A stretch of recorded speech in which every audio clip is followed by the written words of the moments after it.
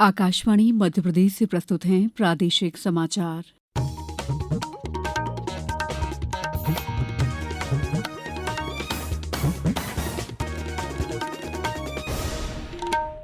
नमस्कार, समाचारों के साथ मैं दीपा सिंह। सबसे पहले मुख्य समाचार। प्रधानमंत्री नरेंद्र मोदी और जर्मनी के चांसलर फ्रेडरिक मर्ज के बीच गांधीनगर में द्विपक्षीय वार्ता। केंद्रीय बजट 2026-27 अगले महीने की पहली तारीख को लोकसभा में पेश होगा। स्वदेशी रक्षा तकनीक में बड़ी सफलता, fire and forget anti tank missile का सफल परीक्षण। और स्वामी विवेकानंद जयंती के मौके पर प्रदेश भर में सामूहिक सूर्य नमस्कार कार्यक्रम आयोजित। अब समाचार विस्तार से। प्रधानमंत्री नरेंद्र मोदी और जर्मनी के चांसलर फ्रेडरिक मर्ज के बीच आज गांधीनगर के महात्मा गांधी कन्वेंशन सेंटर में द्विपक्षीय वार्ता हुई। चांसलर फ्रेडरिक मर्ज के साथ संयुक्त वक्तव्य में प्रधानमंत्री ने कहा कि उनकी भारत और एशिया की पहली यात्रा है, जो भारत के साथ संबंधों के महत्व को दर्शाती है। प्रधानमंत्री ने बताया कि भारत और जर्मनी ने रणनीतिक साझेदारी के 25 वर्ष और राजनयिक संबंधों के 75 वर्ष पूरे किए हैं। उन्होंने कहा कि दोनों देशों के बीच बढ़ता व्यापार और निवेश सहयोग को नई गति दे रहा है। हमारा द्विपक्षीय व्यापार अब तक के अपने सर्वोच्च स्तर पर पहुंच चुका है और $50 बिलियन के आंकड़े को पार कर गया है। 2000 से अधिक जर्मन कंपनियां लंबे समय से भारत में मौजूद है। ये भारत के प्रति उनके अटूट विश्वास और यहाँ मौजूद अनंत संभावनाओं को दर्शाता है। केंद्रीय बजट 2026-27 अगले महीने की पहली तारीख को लोकसभा में पेश किया जाएगा। संसद का बजट सत्र इस महीने की 28 तारीख से शुरू होकर 2 अप्रैल तक चलेगा। राष्ट्रपति द्रौपदी मुर्मू ने केंद्र सरकार की सिफारिश पर 2026 के बजट सत्र के लिए संसद के दोनों सदनों को बुलाने की मंजूरी दे दी है। लोकसभा अध्यक्ष ओम बिरला ने आज नई दिल्ली में संवाददाता सम्मेलन में एक सवाल के जवाब में बताया कि सदन में बजट पेश करने की प्रक्रिया 1 फरवरी को सवेरे 11 बजे शुरू होगी। मुख्यमंत्री डॉ मोहन यादव ने आज भोपाल के रविन्द्र भवन में आयोजित मध्य प्रदेश स्टार्टअप समिट 2026 के दूसरे दिन के कार्यक्रम की शुरुआत की। उन्होंने दीप प्रज्वलन कर कार्यक्रम का शुभारंभ किया। इस मौके पर मुख्यमंत्री ने स्टार्टअप्स द्वारा तैयार की गई नई और आधुनिक तकनीकों पर आधारित स्टार्टअप्स और इनोवेशन प्रदर्शनी का उद्घाटन किया और वहां लगाए गए स्टॉल्स का भी अवलोकन किया। केंद्रीय कृषि और किसान कल्याण और ग्रामीण विकास मंत्री शिवराज सिंह चौहान ने आज विकसित भारत यंग लीडर्स डायलॉग 2026 के तहत भारत मंडपम में देश भर से आए युवा नेताओं से संवाद किया। युवाओं को संबोधित करते हुए श्री चौहान ने कहा कि राष्ट्र निर्माण में उद्देश्यपूर्ण जीवन और सामूहिक जिम्मेदारी का विशेष महत्व है।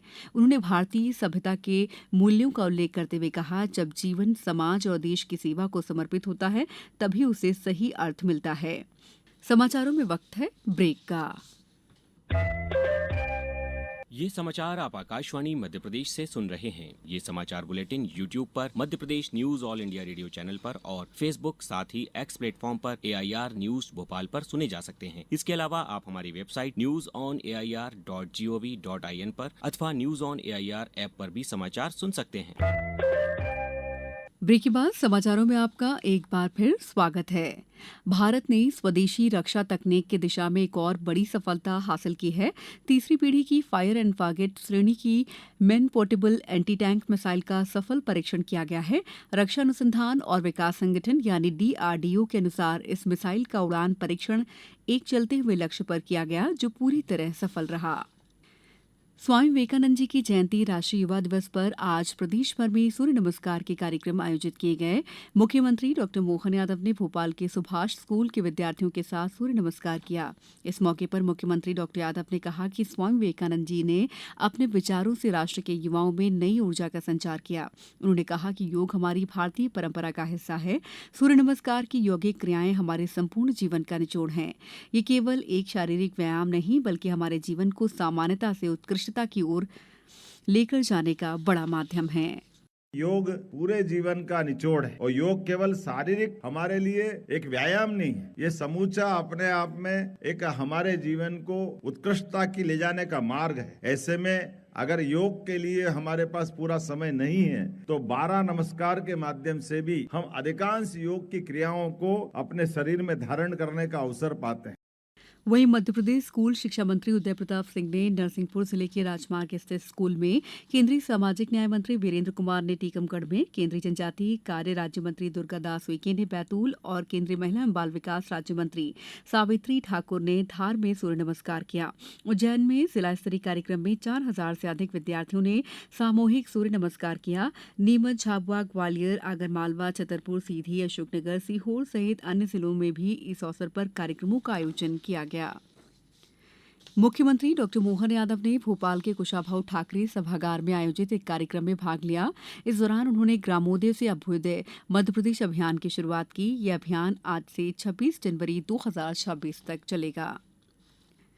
केंद्रीय मंत्री ज्योतिरादित्य सिंधिया ने कहा है कि प्रधानमंत्री नरेंद्र मोदी के नेतृत्व में विकसित भारत जी राम जी बिल श्रमिकों के हित में एक ऐतिहासिक और दूरदर्शी कदम है। उन्होंने कहा कि 1.51 लाख करोड़ रुपए से अधिक के प्रावधान के साथ ये कानून विकसित गांव विकसित भारत के संकल्प को जमीन पर उतारने की ठोस गारंटी है।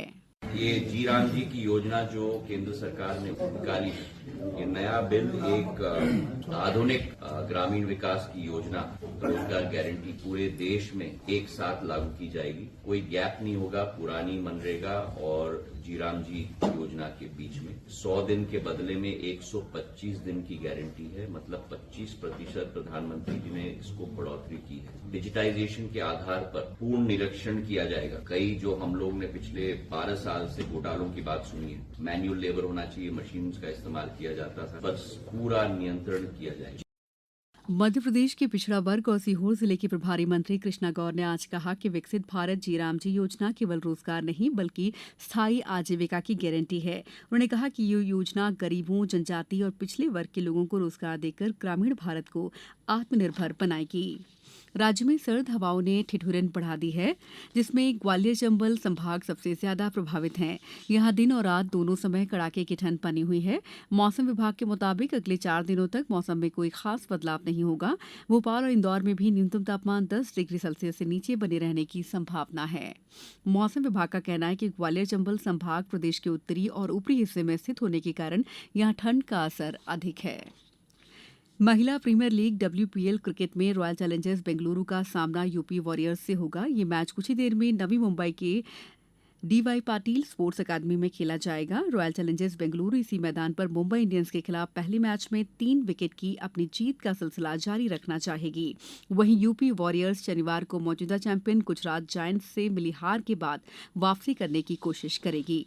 अब कुछ समाचार संक्षेप में।